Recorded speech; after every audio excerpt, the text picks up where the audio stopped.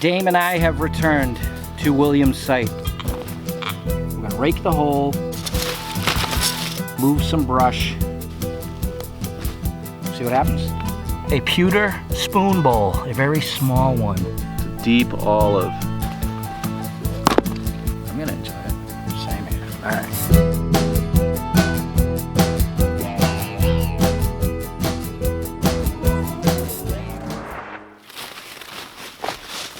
Hello everybody.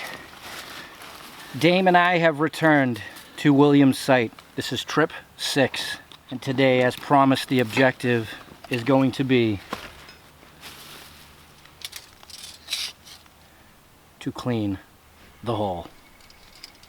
We were just talking about when we were doing landscaping years ago, spring cleanup, how much we dreaded it. This place is a couple hundred years overdue for Absolutely. its spring cleanup. And I'm excited for this one. Yeah. So, I mean, as you guys have seen, most trips that have been here have been only for about an hour. I think the day George and I were here was maybe an hour and a half. So they've been short trips. The finds haven't been, you know, flying out of the ground, but all combined, we got a bunch of stuff back at the shack that's great. But this is the next level of, we're gonna rake the hole, move some brush. Oh, brought my little saw, and see what happens. Yeah. Today we have a little bit more time, so this ought to be enjoyable. I'm gonna enjoy it. Same here. All right.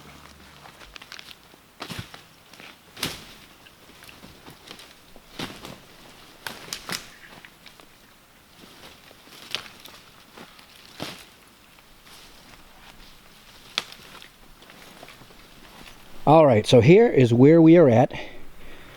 About 30 minutes. Just some light raking around the hole, cutting up some small little trees that were poking out of the ground, picking up stuff that was laying on the ground. And like I said, this is stage 1. So what are you gonna do, Dame? I'm gonna swing this area before I disturb it, just to get a sense of what kind of iron is in the ground. It should be consistently grunty. And then I'm going to dig out probably that much, maybe a foot down, and pull it back and see what I can find underneath. So you're going to dig out the cave-in? Yep. All right, and I am going to just start orbiting around, especially where I pulled out stuff that was sticking up. Good. So this is cool. We'll see what happens. Now, let me just make a side note. I've done this before at sites, and the results aren't always like, whoa. I mean, I've spent days cleaning sites and not really found much more. But then other sites, it's made a huge difference.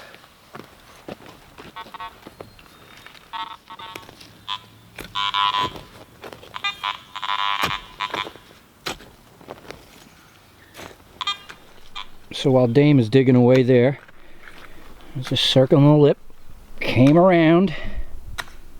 Got me a signal. Huh. Another piece of shoe buckle frame. And once again, same side, next to the hole that was under the house. If you wanted a good example of that charcoal layer to show people, look at that. And then the bricks underneath. Oh yeah. Yep, there you go. That's the burn down of the forest. Right. But interesting, this site isn't as quiet as the other one. Right. But then again, this area may not have gotten hit as hard as the other. But it's still evident.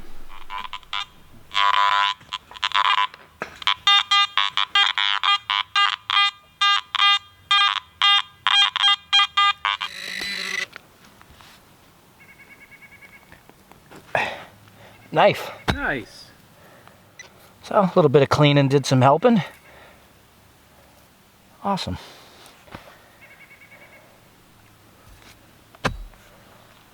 Well, aside from my 2 targets, shoe buckle frame, piece, and knife, nothing else has really jumped out. No, I did my dig back about a 4-foot square. I tried to go about a foot down, and There's nothing. But I'm not disappointed because I'm digging the ground and it's not snowing. Yeah. I don't mind getting dirty. But then again, we've seen the results at one of George and myself's permission where we cleaned the hole like 4 years ago, and we still go back to this day. It's clean.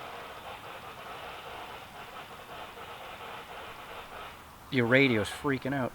It's still clean to this day, and we still go back and pop things out because now moisture can get in where the leaves were, and who knows. So what are you going to do? I'm going to walk up that way and look at the only flat spot that I can see within walking distance of the back of the house. Yeah. All right. Cool. Phase 2. So I have a thought. I'm on the lip here, and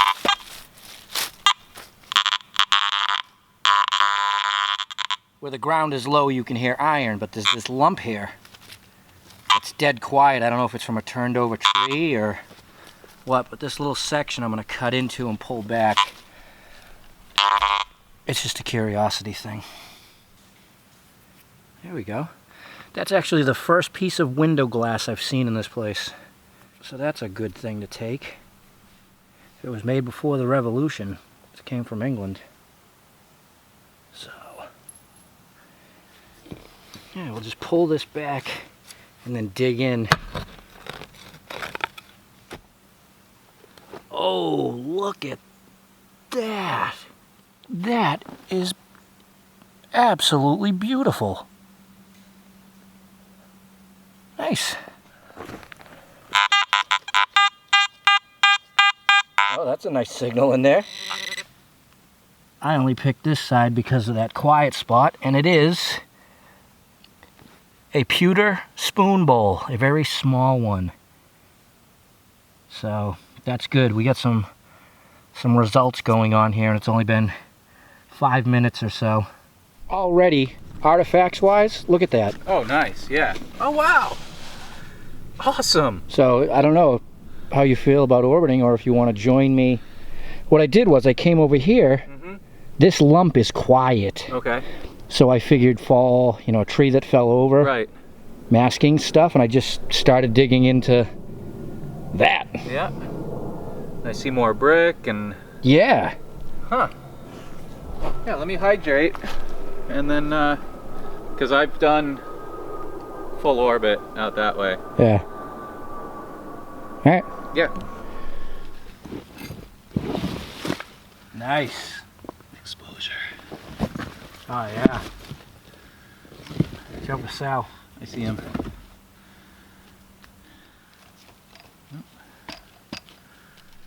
Got a little piece of glass here, very dark. It's a deep olive.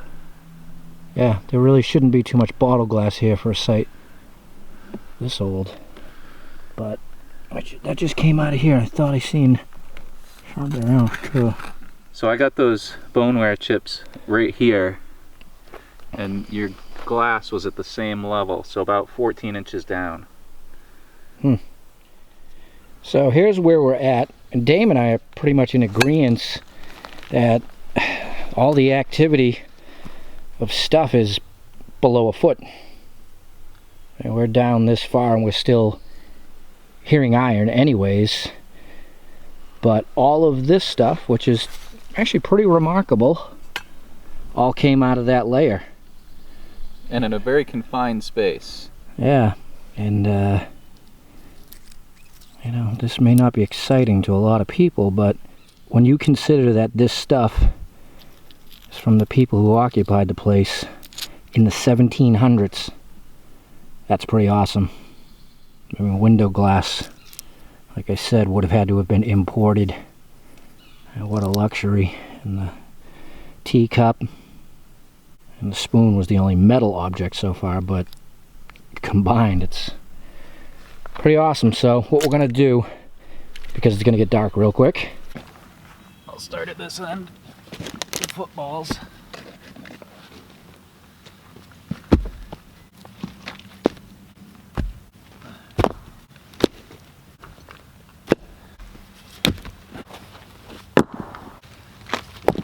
Sorry, were you going there? That's fine.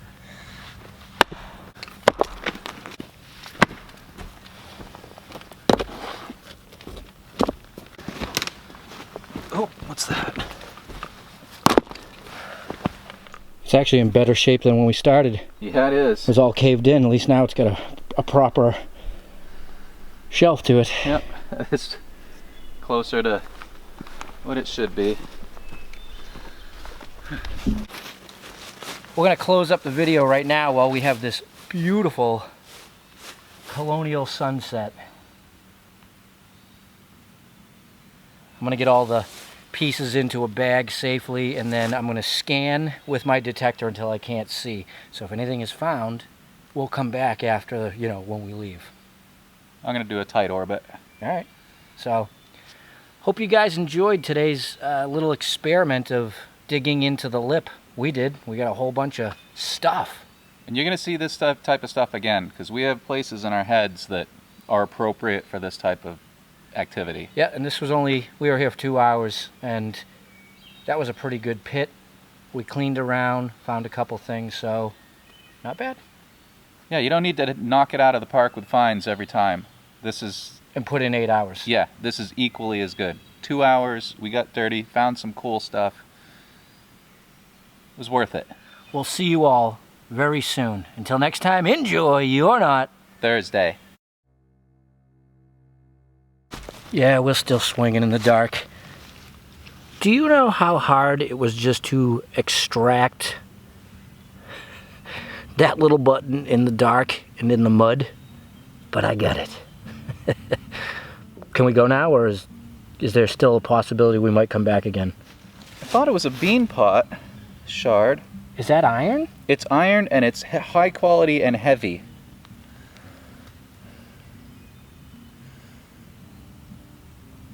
Oh yeah. See? Very cool. There's stuff still to be had out here. This was actually right over where George dug his coin. It's teeny! Yeah, I'm telling you, I was going mad out there. I saw you chasing something. Alright, now we're going. Yeah, we got to.